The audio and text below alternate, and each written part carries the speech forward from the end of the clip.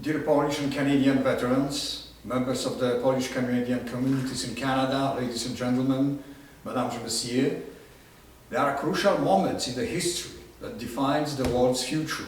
For Poland and Europe, one of the such moments in the 20th century was the day of August 15, 1920. The Polish-Bolshevik War was a founding moment for modern Poland and a crucial moment for the entire Europe.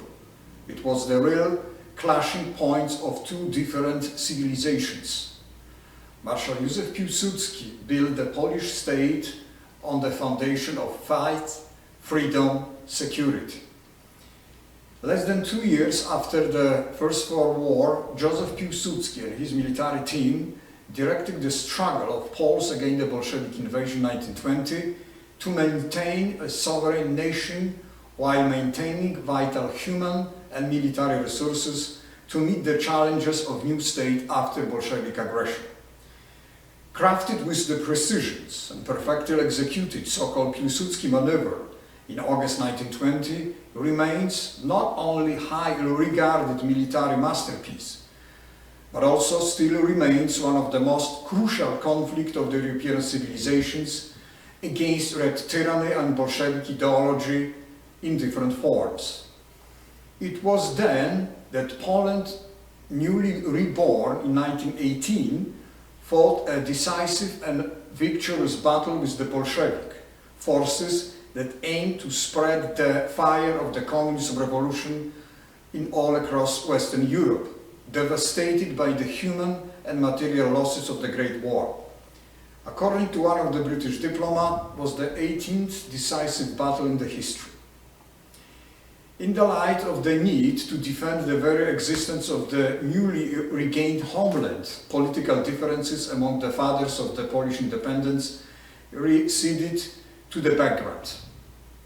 Poland's political elite passed the test of maturity at the most crucial moment. The Polish people massively supported the war efforts with enormous investment and involvement of the Catholic Church. The Bolshevik troops had confronted the nation that was not going to give up its hard-won independence.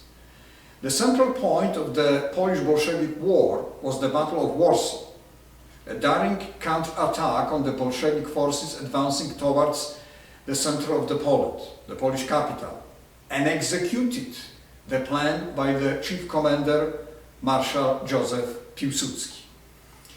The war mobilization of the Polish society was remarkable, given that Poland was one of the most devastated countries in the World War I.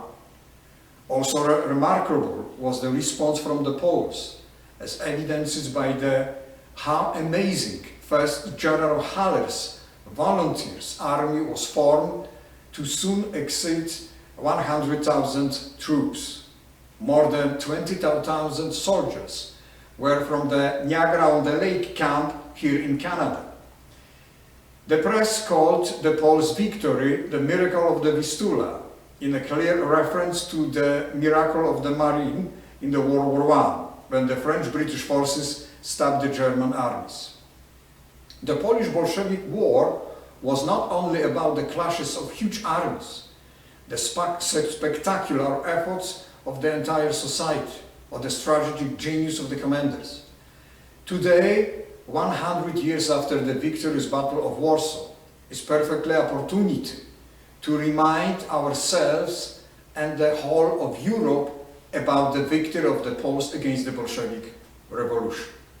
The Battle of Warsaw marked the first defeat of the Soviet Empire and the enemy, thanks to and to which the fate of the war took the different course than Lenin would have wanted. Soon after the defeat near Warsaw, Lenin officially admitted, and I quote, "The Polish War was the most crucial turning point not only for the politics of the Soviet Russia, but also for the entire world politics." And he added, "In Europe, it was possible to seize everything, but Piłsudski and his Poles inflicted the gigantic, unprecedented defeat and cause of the world revolution." Poland's political elite passed the test of maturity at the most critical moment.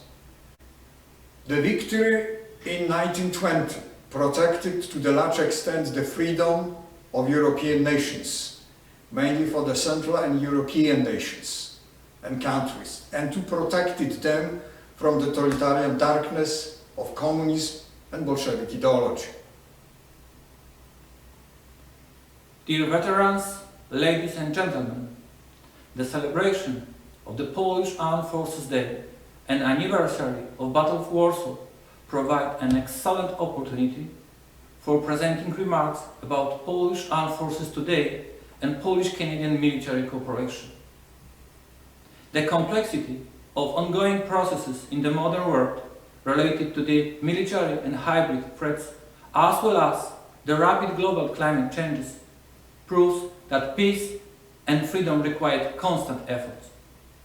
Polish soldiers now serve and build peace in various regions of the world. We are taking our role extremely seriously. The Polish Armed Forces are in a family of the most reliable militaries in the NATO. They consist of 5 services: Land Forces, Navy, Air Force, Special Forces, and Territorial Defense Forces. I would like to mention that currently we are in the process of increasing our number of professional soldiers to 200,000 and to 50,000 of volunteers in Territorial Defense Forces. In the 2021, the Polish government allocated in the military budget an amount equal to about $30.5 billion. Poland is in a group of 10 NATO members which fulfilled the alliance target of spending at least 2% of GDP on defense. This year we will meet 2.2% of GDP. Our goal is to increase defense spending to 2.5% of GDP by the year of 2030. The Polish Armed Forces going through the largest modernization program in the history, spending $133 billion until the year of 2035, allocated to procurement of new armament and equipment for Polish men and women in uniforms. Ladies and gentlemen, transatlantic relations continue to be of vital importance of the security of Poland.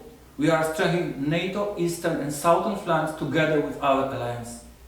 Poland was a major host of NATO's largest modern-day military exercises, Defender 2020, and actively participated in this year's edition of Defender Euro 2021. Despite numerous of challenges related to coronavirus pandemic, the exercises were successfully accomplished. In particular, we are proud from Polish and Canadian military cooperation, conducted bilaterally as well as in the NATO framework. Polish paratroopers training in Arctic conditions in northern Quebec and Polish and Canadian Special Forces snipers exercises are already one of the permanent elements of cooperation. Our officers undergo regular trainings in Canadian training centers in Toronto and Kingston.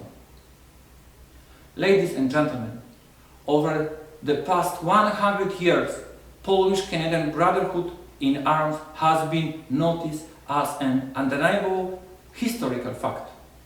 Nowadays, Polish and Canadian soldiers side by side protect peace and stability in many regions of the world, particularly in NATO mission in Iraq, strengthening NATO eastern and southern flank in Latvia and Romania. Our military forces conducting training and advisory mission in Ukraine. For more than 4 years, we hosted in Poland the Canadian Mako detachment. In conclusion, our close military cooperation is conducting successfully now, and it will be developed even more in the future. Thank you so much for your attention.